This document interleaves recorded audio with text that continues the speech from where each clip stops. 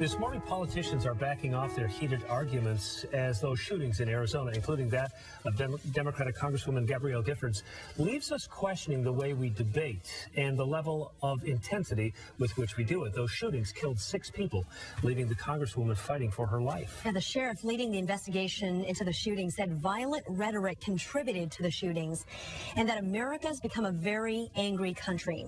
Corinne Gregory is with socialsmarts.com. She makes her living teaching etiquette and civility. Thank you for being here. Thanks for inviting me. I appreciate it. Yeah, Corinne, let's start at the beginning here. What were you thinking as you watched those scenes unfold in Arizona on Saturday?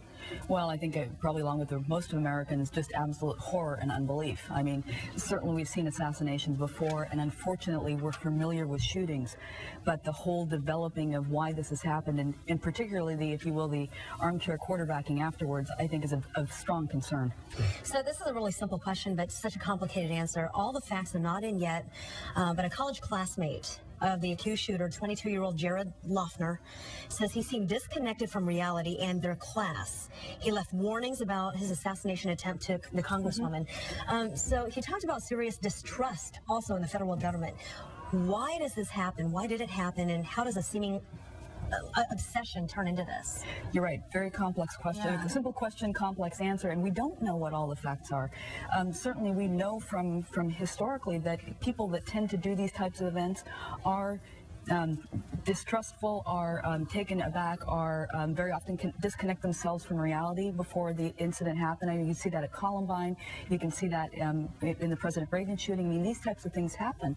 But what actually caused it? Oh, boy, you know, we're going to be doing a lot of digging before we find that out. Yeah. So there seems to be a fine line between mental illness and sort of fanaticism in cases like this. But I want to kind of back away from that a little bit and just talk just from a really common sense standpoint. Before Peter Jennings died, I listened to him speak at Washington State University. He said one of his greatest concerns was that Americans had lost their ability to calmly debate the issues, to be civil to one another as we debate our differences.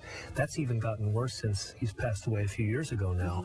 Yeah. But so what's the takeaway from this and just how we are debating political differences in our country these days?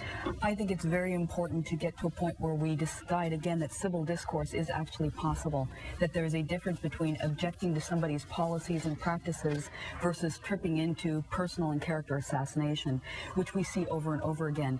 You know, if somebody disagrees, say, for example, with the idea of overall health care, if they disagree with it, they're suddenly a socialist if they want that, or suddenly, you know, if you have issues with a woman's right to choose, you suddenly become a baby killer. I mean, it becomes the character assassination, and that's where we cross that line. So at this point, what should parents be saying to kids about this? How do they explain this? Well, I think, you know, first of all, I would limit exposure to this whole situation for kids because it's going to scare them. To think that somebody walks up and puts a gun, you know, in your face and blows you away is very scary for kids, and it's not a subject for kids. But again, I think with our young children, they don't understand the immense power that our words have. You know, in social smarts, for example, the old saying, sticks and stones may break my bones, but words can never hurt me. Absolutely, words can hurt you. Words can break your heart, and words have enormous power. And whether you're looking at kids bullying, calling names, teasing, or harassing, or the kind of bullying and harassment that goes on in the adult world, I think it's a great teaching opportunity to say, be careful what you say. We have the right to free speech, but we also have to accept the consequences. Yeah. Do you think this is a wake-up call for everyone? I think it's going to be a wake-up call to some people, but to everyone, no. And I expect, you know, with a lot of things that have happened 6 months, a year from now, business will probably be pretty much as usual. I keep hoping, I keep fighting for increased civility in our kids and in our adults. Yeah. Well, it's a just cause, and keep up the good work. Thank you. Corinne, good to see you once again. Corinne Gregory, thanks for stopping by. And if you want to check out Corinne's work at socialsmarts.com, that's where you can find her. All right, you don't have to